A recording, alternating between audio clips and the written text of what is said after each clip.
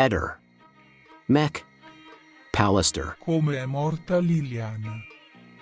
Al 70% omicidio, al 30% suicidio.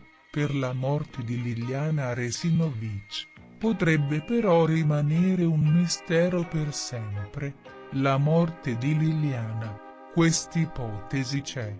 Sono diversi gli elementi che mi fanno pensare all'omicidio. Intanto gli ematomi sul volto e sulla testa lasciano pensare che Liliana Resinovic sia stata percossa, ma la stessa modalità del ritrovamento è per molti versi inspiegabile. La testa avvolta nei sacchetti di plastica, il corpo in 2 sacchi neri da spazzatura. Non si capisce bene quale possa essere stata la sequenza delle azioni.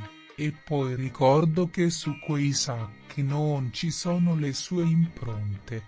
Com'è possibile?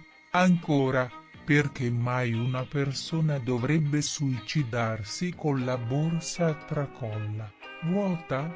Ci sono dettagli all'apparenza inspiegabili, come i sacchi puliti, che mal si conciliano con l'ipotesi di un corpo rimasto nel bosco per tanti giorni. Liliana era una persona gentile e anche un po' triste, e dimostra una delicatezza umana che spesso in questi anni è proprio mancata. Ehi, non dimenticare di iscriverti a questo canale.